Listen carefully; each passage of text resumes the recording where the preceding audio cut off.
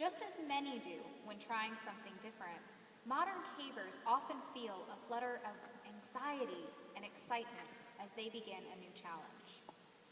Let's listen in as Caver Dave describes his anticipation, nerves, and pride in accomplishing a new feat. What is it truly like the first time you are on rope?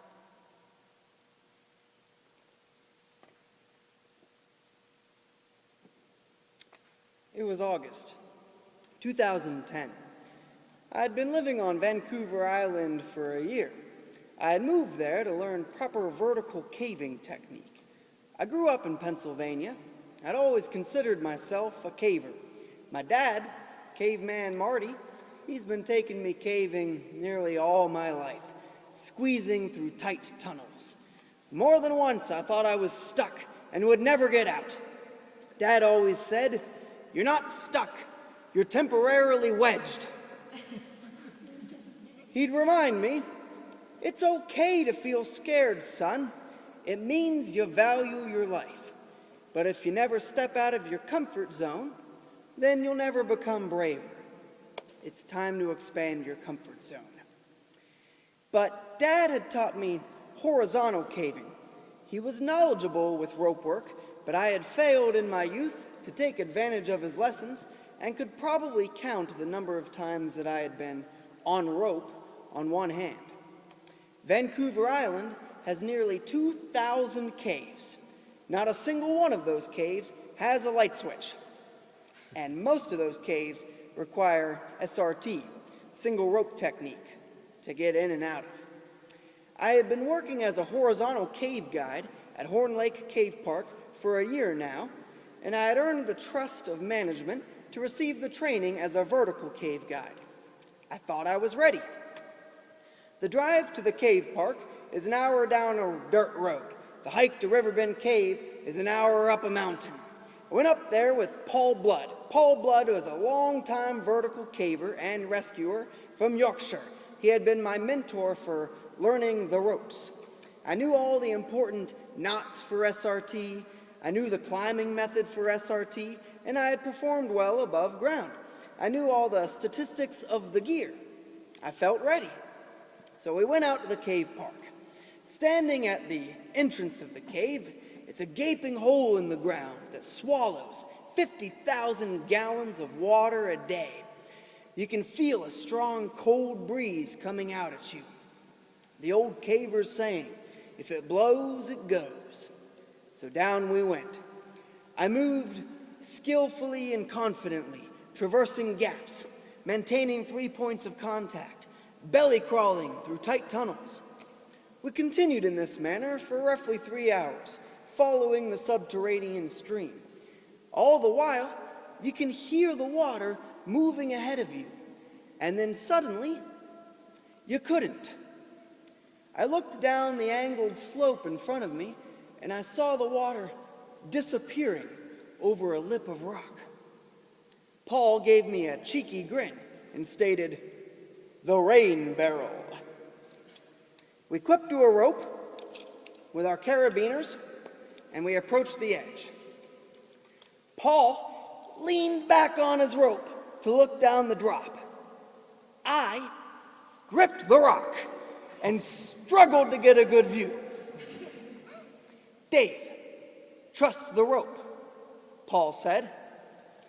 My studying, my awareness of the strength of the rope, the statistics of the gear, all told me I would be fine. I didn't feel fine. I wanted to grip the rock, but I was tiring my arms, and my feet were beginning to slip. Trust the rope. I let go of the rock, leaned back on my rope, and found myself dangling over an 85-foot vertical drop, my headlamp glowing upon a subterranean waterfall. It was beautiful. Paul clipped into his rappel device and yelled, "On rope!" Down he went. I watched him go, thinking to myself, "You're up next. You can do this." Finally, I heard him yell, Off rope! So I grabbed the rope. I went to run it through my rappel device. But my brain blanked. My hands trembled. I was scared. I was clearly beginning to panic. I started running the rope through the device, and I knew I was doing it wrong. I started asking myself, why are you risking your life? What if something goes wrong?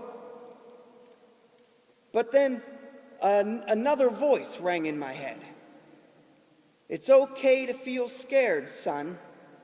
It's time to expand your comfort zone. I took a deep breath. I started over. I ran the rope through my device, and I did it properly. I double-checked my carabiners.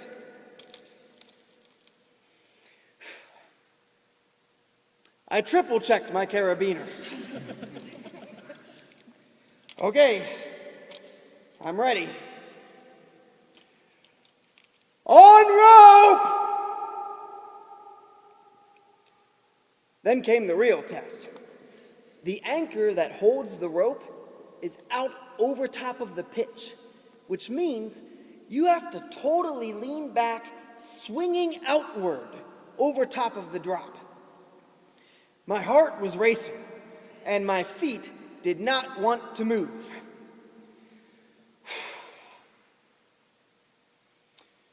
Trust the rope. With a leap of faith, I kicked off the rock, swinging out into the abyss. With butterflies in my stomach, I was suddenly dangling in the air, over top of the rain barrel. I could feel the rope supporting my weight. I could feel the rappel device in control of my descent, smoothly gliding down the rope. Water falling around me, flowstone glittering above me. It was magical. I didn't want it to end. Eventually, my feet touched down upon the river rocks. I did it. Paul gave me his classic grin. Well done, mate. Well done. These experiences have shaped who I am today. And years later, I find myself using these skills in some of the largest chambers in the world, the caves of the Guadalupe Mountains, on rope in Carlsbad Cabin.